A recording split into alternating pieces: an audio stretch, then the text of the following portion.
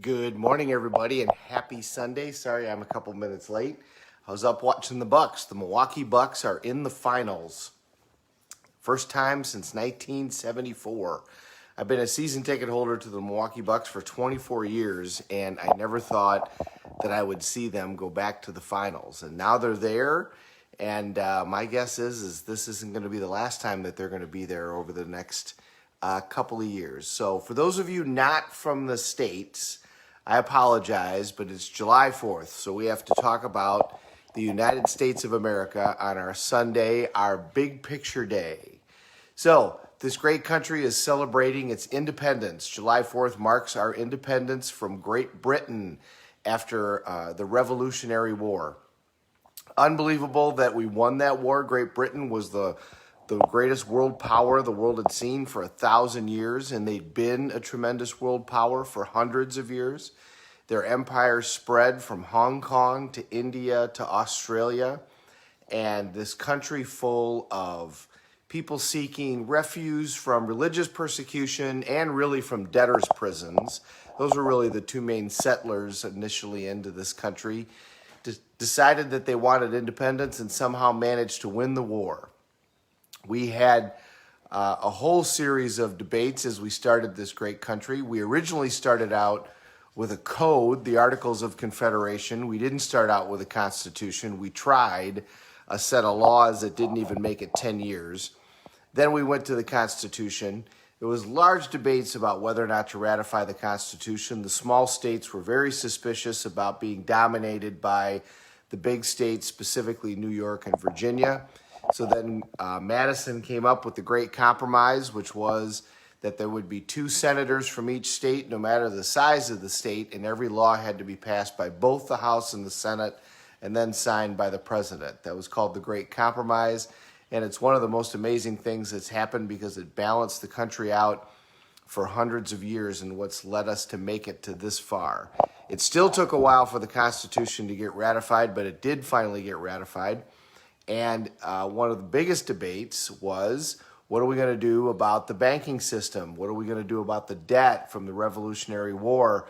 And while that was still being debated, we were on our way to our 3rd president being elected, Thomas Jefferson, and we already started debating about immigration into this country, the Alien and Sedition Act, and whether or not we should have federalism. There should be a national bank.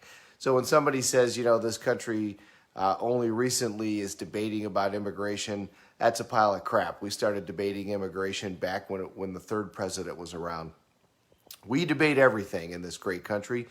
I love what Winston Churchill said about the United States. He said, you can always count on the United States to do the right thing right after they've done everything else. And that's kind of accurate as to how the United States works.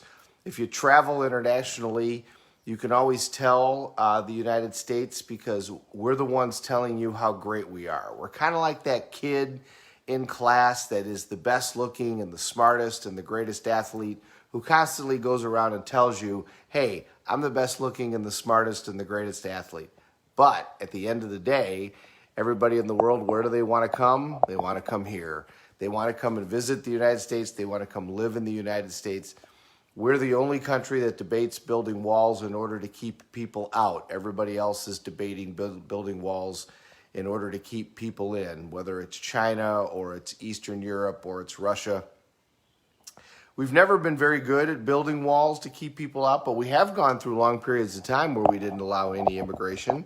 We didn't allow immigration from World War I to World War II, and during that period of time, we also didn't have a lot of growth in this country.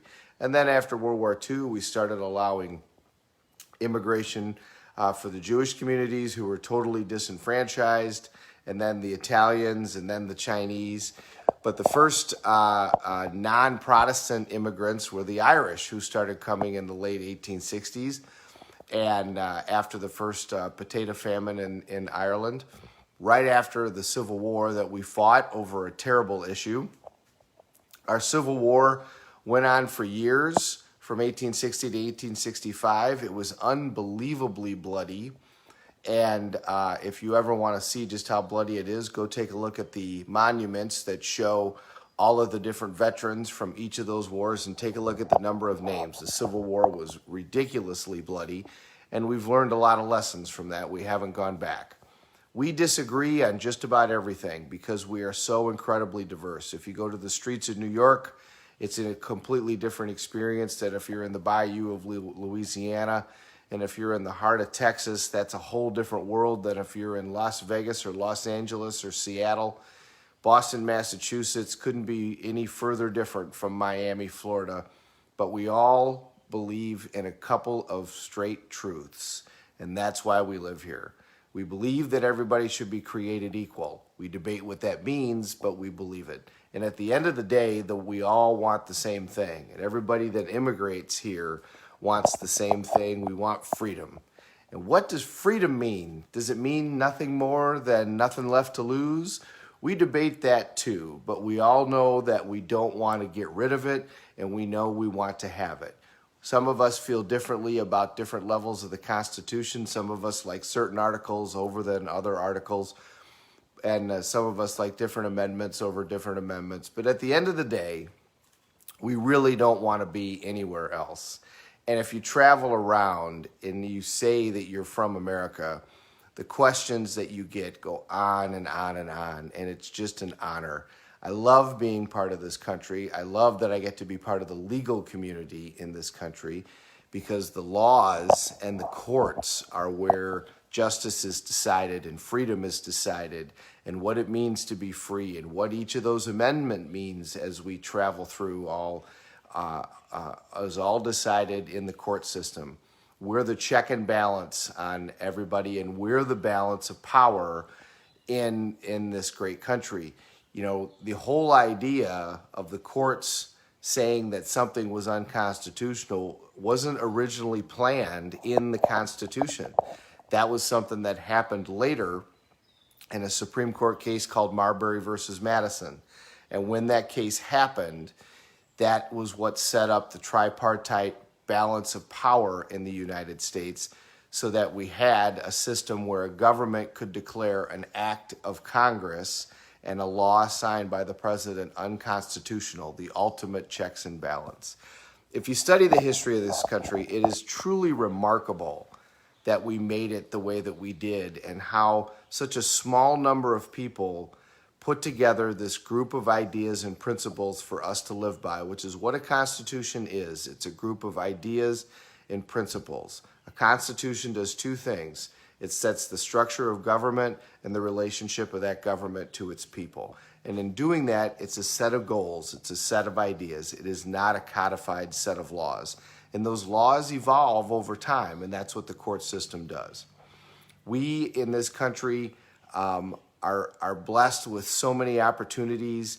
There's so much wealth and prosperity and food and ability to do things. When you take a look at companies from GE to Facebook, from Apple to Disney, there's no other country in the world that they could have grown and expanded and started except for the United States of America. We're the financial center of the world because we figured out how to do that. We're the entertainment center of the world because we figured out how to do that.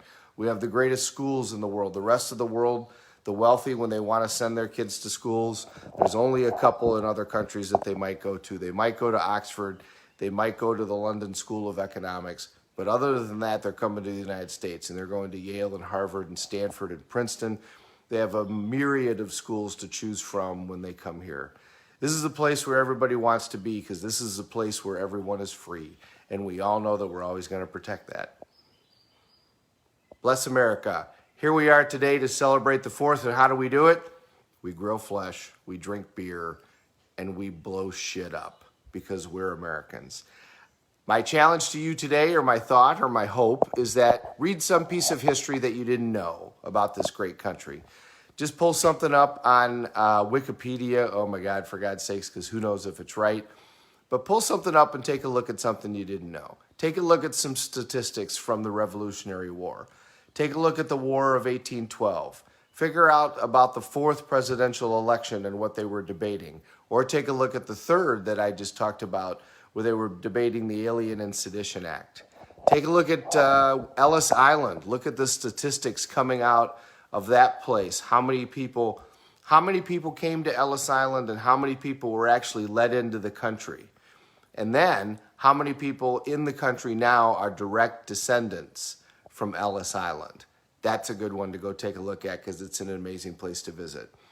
This is a great country. It's the greatest freedom country that has ever been created. What I mean by that is we have the best political system, we have the best judicial system, and it allows people to expand and express themselves. It allows creativity, it allows independence, it allows people to discover new things and new ideas, and no other country has figured out how to do that. And even though the balance of power, the peaceful exchange of the balance of power hasn't always been as peaceful as it should be, no other country has figured out how to do that either. 50 different states that all believe in completely different things, but at the end of the day, they elect one leader.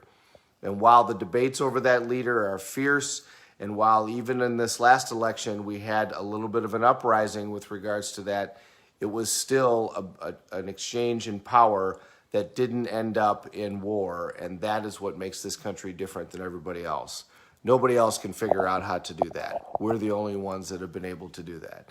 And again, at the end of the day, even when somebody says, oh, I want to leave this country, I'm like, yeah, sure you do. Sure you really want to leave this country. Go ahead. Go live in Spain for a little while and see how you like it. It's beautiful. Madrid is amazing. But do you want to deal with that political system? Do you want to deal with that criminal justice system? Do you want to deal with that tax system? My guess is that you don't. Oh, I'm going to Canada. Okay, go ahead. There's no wall that says that you can't leave. So if you want to go to Canada, go ahead and go to Canada. We'll see how long you last. The majority of the people that want to come here. And when immigrants come here, they come here why? Because they're told that the streets are paved with gold. Well, when they get here, here's what they find out. The streets are not paved with gold. In fact, the streets aren't paved. And in fact, since you're an immigrant, you're going to be paving them. The country was built on the backs of immigrants. My ancestors, when they came here, came to New York and then went down to Boston, and they built bridges. They were masons. They were stone cutters. That's what the Irish did when they first got here.